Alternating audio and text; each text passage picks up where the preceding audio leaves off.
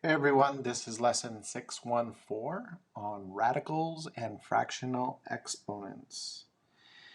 So at this point, we should know or have an idea of uh, exponents and what those are. Let's review a tiny bit, and then we'll get into something new about exponents that maybe you didn't know. And so one thing I want to talk about is just in general what exponents are, where we see them.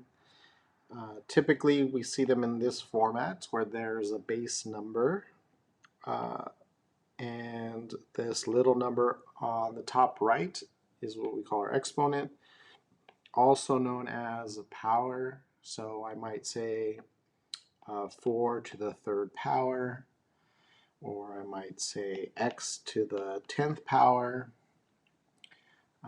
or maybe even y to the power of 4.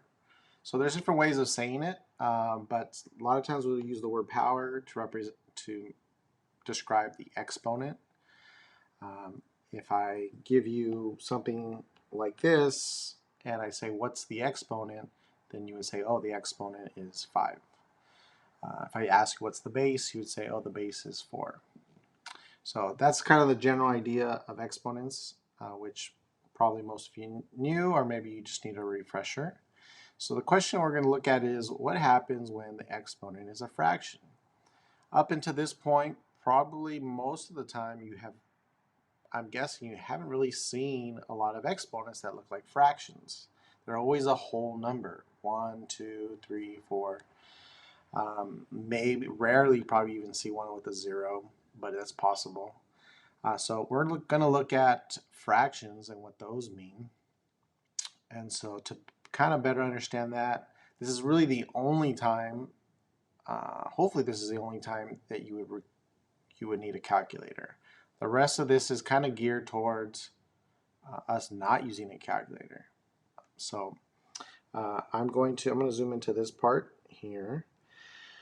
So we have some numbers here with exponents, fractional exponents. And what I want to do is see what the calculator gives us when we type those in. So now you may or may not be able to type that in a calculator. Depending on the type of calculator you have, maybe you're not even sure how to type that in. So you might struggle with this a little bit. So make sure, try to make sure when you do type this in the calculator, you are putting that fraction. Some of you might say, well, how do I put a fraction? That might be the same thing as 1 divided by 2 is the same thing as 1/2. So when you're typing that in a calculator, you would probably do 1 divided by 2 to get that fraction. So in order to get that exponent, there might be a button like x to the n or something like that. I'm not sure what the iPhone does. I don't know. Maybe let me check the iPhone.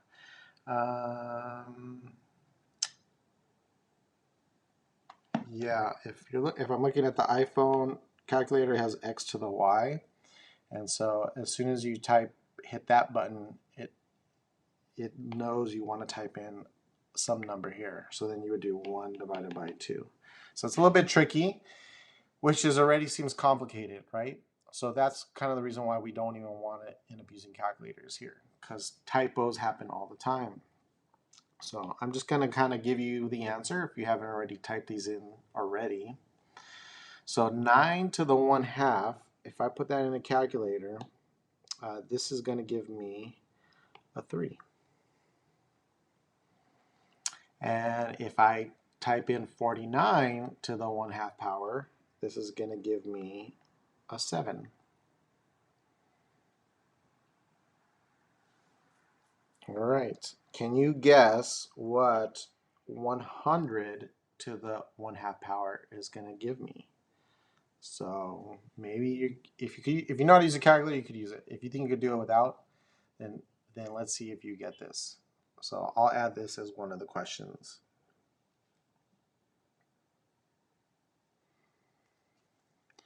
All right, let's see if you got this correct. And this is going to be a 10. All right, so what does the 1/2 do? So how did I go from 9 to the 1/2 to a 3, 49 to the 1/2 to a 7, and 100 to the 1/2 gives me 10? What is this 1/2 doing so that it turns a 9 into a 3? 49 into a 7, 100 to 10.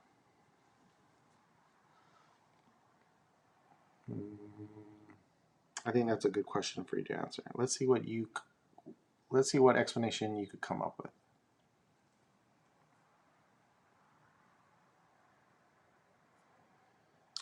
Okay, so let's see if you got this correct.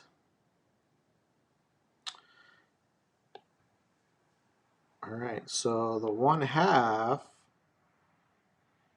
is taking the square root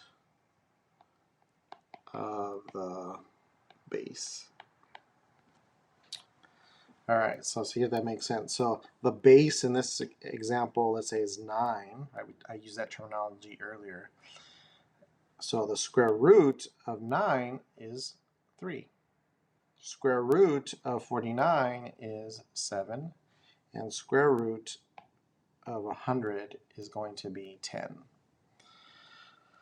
All right, so that's kind of like the general idea of what the fractional exponents are going to do. Now, they're not always going to just be 1/2. So we're going to start to look at a variety of these to see how different numbers behave. All right, so let's see if you could do these. Again, at this point, the goal is to see if you could do this without a calculator. That's really the goal, which means it should take literally seconds to answer these. So let's see if you could predict what these are going to be.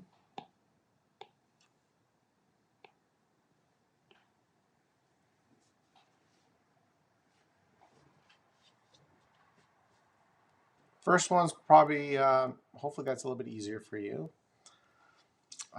Second one, I could see if someone might get this one wrong. So I'm going to just wait a few seconds as hopefully you're copying this down and just write out your answer. See if you get this correct.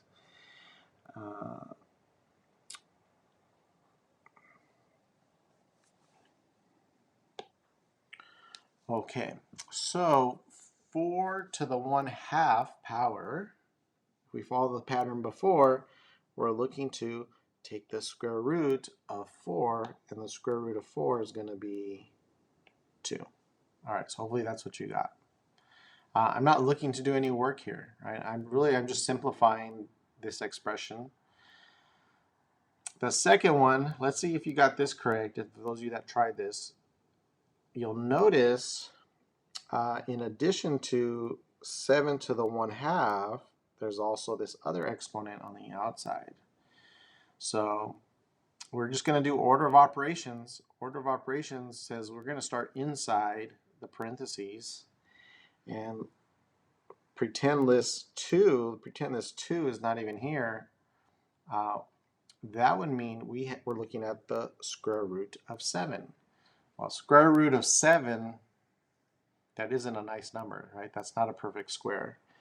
So this is going to be, really it's like saying, oh, we have the square root of 7, but then that's going to be squared. Okay, so then what's the square root of 7 times the square root of 7? And this is going to be, if you're not sure, you put that in a calculator, that's going to give you 7. Okay, so we're going to look closer at why, if you don't understand why that worked, we're going to look a little bit closer at the reason that reduced to 7. So, all right, so first, So the general idea is we understand that if I have a problem that looks like 9 to the 1/2, that's really the same thing as the square root of 9, right? We said every time we see this 1/2 as an exponent, right? Be careful, this is not 1.5, right? Don't write it like that, right? As I'm pointing at this, I'm just remembering a lot of mistakes I usually see. So make sure when you write that fraction, that exponent, you make it smaller numbers, and you make sure it looks like it's in the right corner of that number. If you put it too low, it's just going to look like the number 9.5, which is not the same thing. So make sure you try to put it a little bit higher, a little bit smaller when you write those, or else it's going to get confusing really fast. All right, that was just a side note. So we have 9.5. I said it again. 9 to the 1/2 power, we're saying is the same thing as the square root of 9. Okay, so let's look at why. So here I have another example with 16 to the 1/2. Now I'm going to stretch this out step by step so we can see really what's happening here. So if I look at, let me look at the first two. I'll zoom into this. I have 16 to the 1/2, and what I could do is I could rewrite this base. So I'm going to take this 16 and I'm going to rewrite it to have an exponent as the same, an exponent that's the same as the denominator. So the denominator in this case is a 2. And so what I want to do is rewrite 16 so it looks like some number to the second power. Well, this is what I did, right? 4 to the second power, 4 squared is 16, right? That's the only thing that changed here. You'll notice I still have this fraction exponent. It's still there. It didn't do anything. All I changed was the 16. All right, so now that I did that, well, one, it's nice because I have smaller numbers. That's cool. But when I look, now when I look at the next step, there's exponent rules. This is called power to a power, which means whenever you have an exponent that's being raised to the power of another exponent, you can multiply those. So we could take these two numbers, and it's going to be 2 times 1 over 2. Right? We're going to multiply those.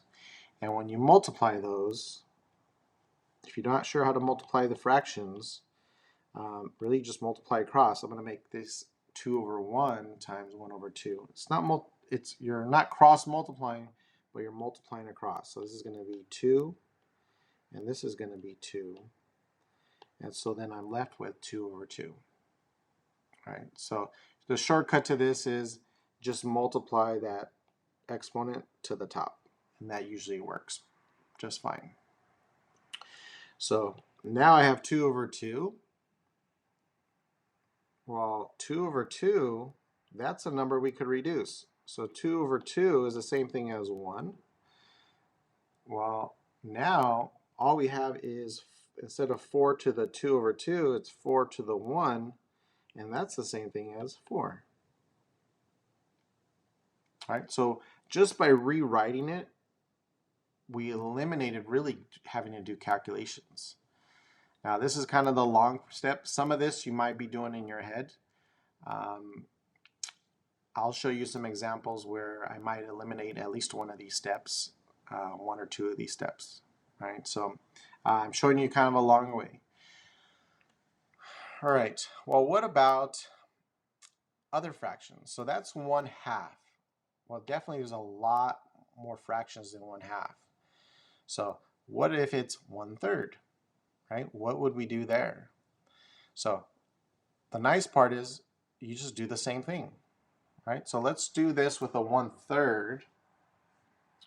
We're going to rewrite this 8 so that it's some number to the third power. So to the third power, it's because that denominator is a 3. I'm looking to rewrite this. So what to the third power is going to give you 8? What times itself 3 times is going to give you 8? So in this case, this is going to give us 2 to the third power. 2 to the third power. All right. So now when we rewrite this, we could go one more step. Let me zoom into these. So this is really the same thing as 2 to the 3 over 3, 3/3, right? I'm going to multiply those two exponents, multiply the exponents, not add them, multiply them, and this is going to equal to 2.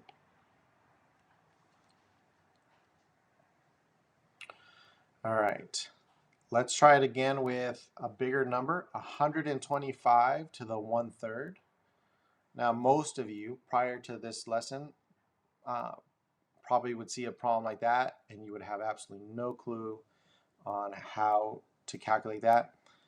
Some of you might not even know how to put that in a calculator, which is common. And even if you do, there's still a chance you might make mistakes typing it in a calculator. So the nice part here is now we know that we're just trying to rewrite this number. So 125, we're hoping it's going to be some number to the third power, right? So what number to the third power was going to give us 125? If you're not sure, like it's possible there is no number. But if you're not sure, then just try numbers.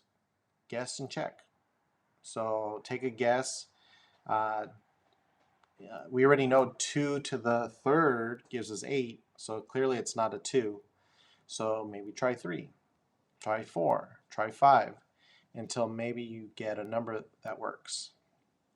So in this case, if you, I believe it's 5 to the third. 5 times 5 is 25, and 25 times 5 is 125, right? So if you knew that, then this definitely goes a lot faster.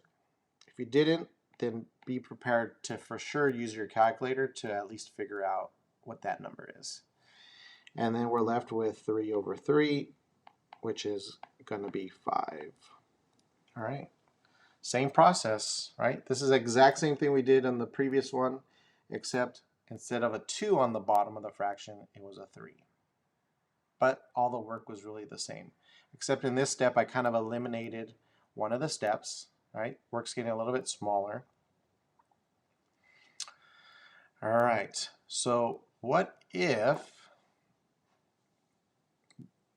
the numerator isn't a 1? So we've been looking at 1/2, 1/3. Well, and those numbers could increase. It could be 1 over 4, 1 over 5. But what happens if it's not? What if there's another number on top? So here's an example I have worked out for us, and then we'll practice a couple. So let's zoom. I'm going to zoom in. This looks kind of small for us. All right, so here we have 27 to the 2/3. Well, at this point, we know how to deal with a 1/2, a 1/3. Like that seems to be, I think, okay. Probably some of you are feeling a little bit comfortable with that. So then why not just change the problem so that it looks like the ones we just finished doing? All right, so what I've done here is I've taken this 2/3 and I've separated those two exponents. I've separated that one fractional exponent into two separate exponents. All right, so 2/3 is the same thing as 1/3 times 2.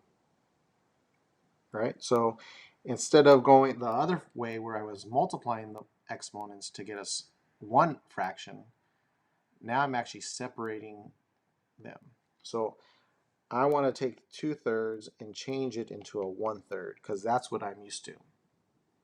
But because this is a 2, I need to have also another one with 2. So that's where this 2 comes in. and that's why I have a 1/3 here. You'll also notice I've included a different type of grouping symbol just to separate, just so you know that exponent of 2 is to everything in the brackets, and the parentheses belongs to the 1/3 exponent. All right, so at this point we could do what we did on the previous problem. Let's rewrite 27 into 3 to the 3rd, right? Because it has to have that same denominator as a 3, so I want to make sure this is a 3. And it just so happens 3 times 3 times 3 gives us 27. All right, so that's kind of like the long way of stretching it out, and then we kind of bring it back together. And now you'll notice I'm going to just multiply these exponents. So 3 times 1/3 gives us 3/3, which we already know is the same thing as 3 to the 1, right? This is like 3 to the 1 squared. And then if I multiply 2 and 1, that's going to give us 2, which is why I have 3 to the 2 here. And then now hopefully at that point you know, oh, 3 squared, I know what 3 squared is. I could do that without a calculator, right? Because our goal is really to do this without a calculator. All right, let's see if you could do these next two. We have 32 to the 3/5 power, and we have 25 to the 3/2 power. Definitely these look more complicated, but hopefully now that you're getting a little bit used to seeing the fractions there, they're not as intimidating. So your first step is really just let's change that exponent so it doesn't look like 3/5. We want it to look like maybe 1/5.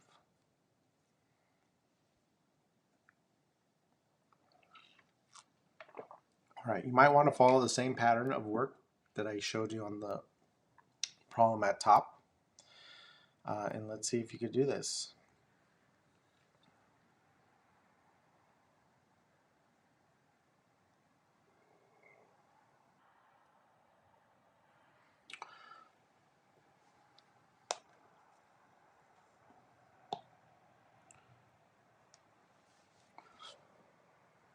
All right. And then I think I'll just ask you what your answer is for, I think might be a nice number. Hopefully it's a nice number. I'll just ask you, what's the answer to 32 to the 3/5 power? And hopefully you're able to type that in. Let's see if you got that correct. If you're still not done, then if you guessed and you're still not done, you want to pause it and work on it, then pause it. Also, I'm going to go over the answer now.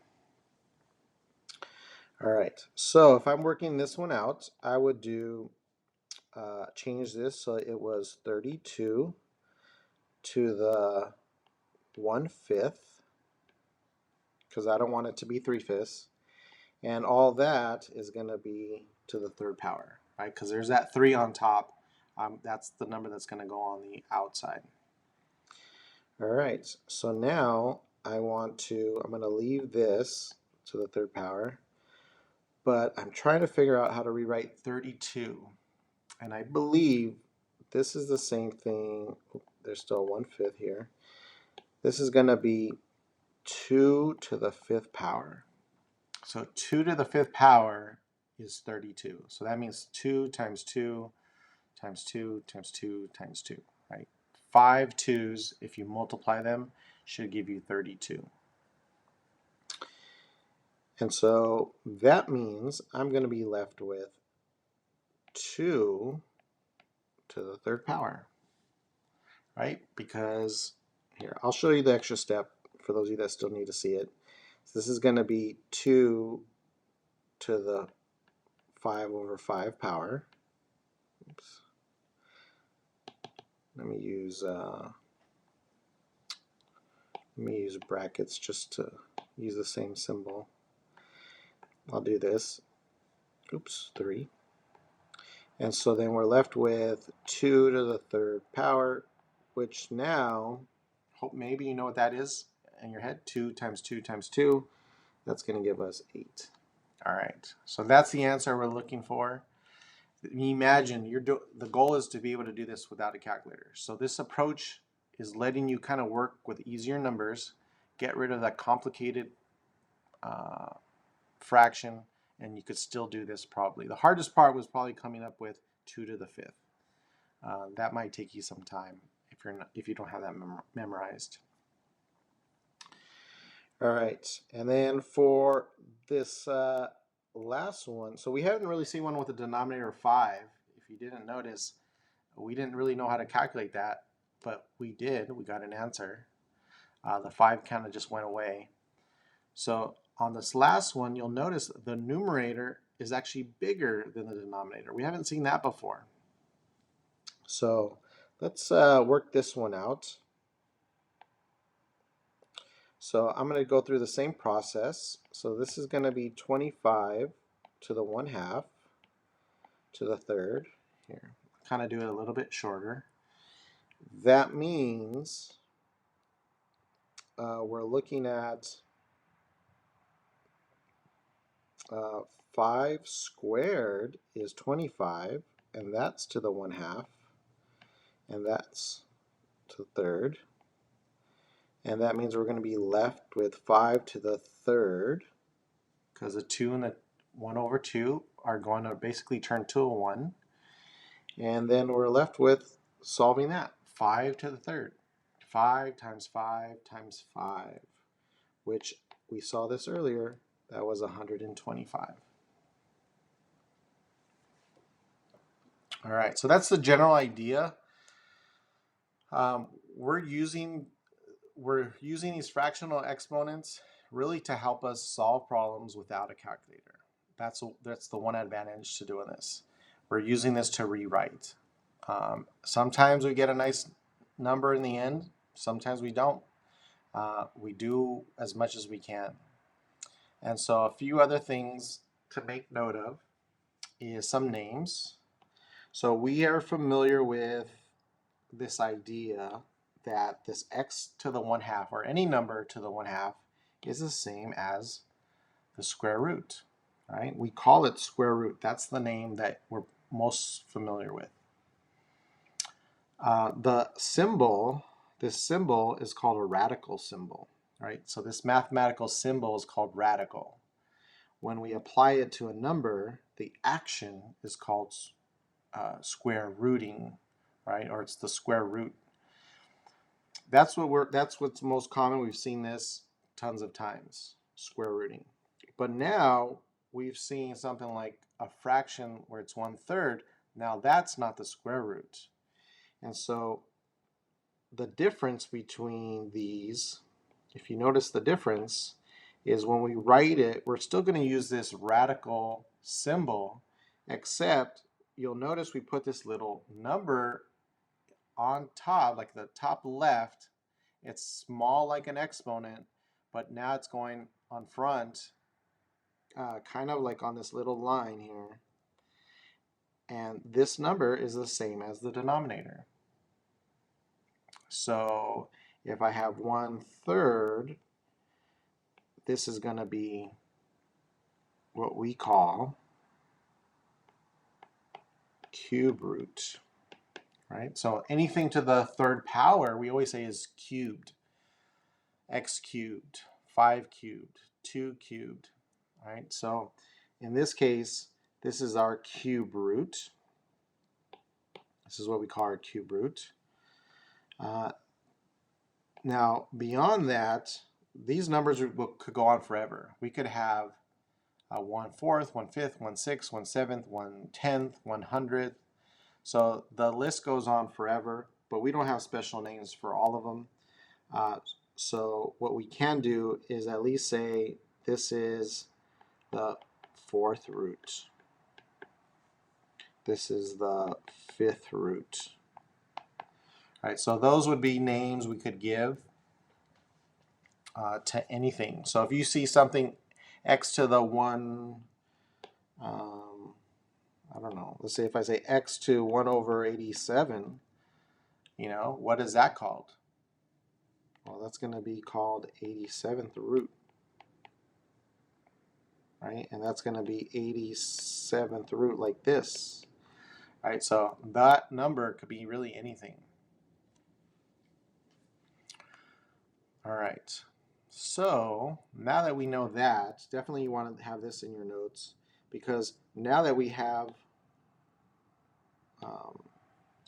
this information, the reality is this goes both ways. If you have it written one way, if I have it written with the radical, you should be able to write it using fractions. And if I have it given to you in a fraction, you should be able to give it to me in radical form. So this is radical form. And these are fractional exponent form. All right, so this is really just two different forms of writing the same thing. All right, so what we've learned is a tool to help us rewrite expressions. The goal here was not to learn how to solve. Common mistake is to think, oh, these are just expressions we have to solve. These are new equations we have to solve. That's not what we're learning here. What we've learned is just how to rewrite expressions. So, for example, if I have something like this, the square root of 2 to the 5th power, you'll notice this 5th power is inside the square root. We haven't seen that before. So this is without fractional exponents, right? This is radical form. This could be rewritten. So I could take this radical and say, you know what? I know this is the same thing. This radical is the same thing as this 1/2. So those could be easily be exchanged. All right, now that we've gotten rid of the radical, now we could actually simplify it. So you'll notice the next step is, oh, now that it's like this, I can multiply 5 and the 1/2, and it's going to give me 5 over 2. So this is not in radical form. All right, so if I give you a problem like this and I say, rewrite this using fractional exponents, then your goal is to get over here. If you could do it in one step, that's fine. If you need a couple steps, then that's cool too. If you need 3 steps, that's fine. Our goal is just to go from one form to the other. And if I give you something with fractional exponents, I might say, get rid of those fractional exponents. Let's write it in radical form. All right, you should be able to go backwards as well. Okay, so here's your task, all right, to see if you could actually rewrite some of these. Here is, I'll leave it like this. Here are 3 problems. Square root of 3 to the 4th power. Square root of 3 to the 4th power. Right? Keep in mind, this square root of 3 is inside the parentheses. 4th power is on the outside of the parentheses. We have 9 to the 7/2 power. So that's 7 over 2 as the exponent. 7 over 2 is the exponent. And in the last one, we have the cube root, right? Pay attention to this 3 here. That means this is the cube root of 2 to the 5th. All right, let's see if you can do these. Again, we're not solving here. This is usually where the mistake happens. We are trying to rewrite. Right? So let's just let's say, can you rewrite the first one without using the radical? Right? Just get rid of it. And can you write it in a different form? There's multiple correct answers here. There's multiple correct answers. And then the second one, let's say, let's get rid of the fractional exponents. Let's change it to something with radicals. And then the same thing with the last one. Let's see if we can put it using fractions. All right, I'm going to give you a second. If you don't want to see answers, pause it. Otherwise, I'm going to start going over the answers right now. All right, so again, there are multiple correct answers here. I'll give you like tons of correct answers. So as soon as I see this radical, I think of this as 3 to the 1/2 to the 4th. So here's one correct answer. If you wrote this, that's equivalent. That's a correct answer. If you went further, if you said, oh, well, that's the same thing as 3 to the 4/2, that's also correct. If you simplified it even more, maybe you put, oh, that's 3 to the 2nd power. 4 divided by 2 is 2. That was easy to do. That's also correct answer, right? All these are correct answers. And you could even go further. You could even solve that. 3 squared is 9. You could actually get an answer, right? But again, we're not trying to solve. The goal is not to solve. The goal is just to rewrite it. And let's do the second one. So I see 9, have a 9, and I see the denominator of 2. And so right away that tells me I have two options. I could either leave this as 9 to the 7th power, and I could separate it like this. This is one option. And if that's the case, I could also write it as the square root of 9 to the 7th. All right, that's a possibility. An alternative, if you want an alternative, you could also say this is 9 to the 1/2, and then there's a 7 on the outside. That's also correct. So both of those, all these things are correct. And then this could also be the square root of 9 to the 7th. That's a possibility. All right, well, I don't know what 9 to the 7th is. I would need a calculator for that. So there's no way I'm going to be able to solve this. But now I see this, I actually think I might be able to solve this or get further. Square root of 9, I could simplify that. Square root of 9 is 3. So this is really 3 to the 7th power. I didn't expect that, right? And 3 to the 7th, I have no idea what that is off the top of my head. I would for sure have to type that in a calculator, but at least that's something easy to type into a calculator. 3 to the 7th. All right, so these are all possible answers. And then the last one, so I see this cubed root, right? We just went over this cubed root, right, with this 3. That tells me right away I could write this as 1/3, right? Cubed root is something to the 1/3. In this case, it's 2 to the 5th. All right, so then that means I could write this as 2 to the 5/3. That's a possibility. All right, so there's a lot of different answers. I could probably list out another 10 possibilities. That'll just take another probably 10 minutes. So I don't need to do that.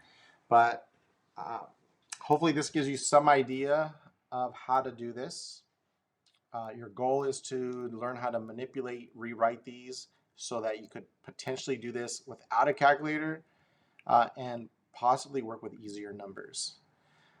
because sometimes even the calculator, it's hard to type this in with fractions or with square roots. So if you could do a little bit without it, then that will make your life a lot easier. All right, I'll stop there, and that should bring an end to this lesson. A bit longer than I expected, but I think it was worth it. All right, thank you very much.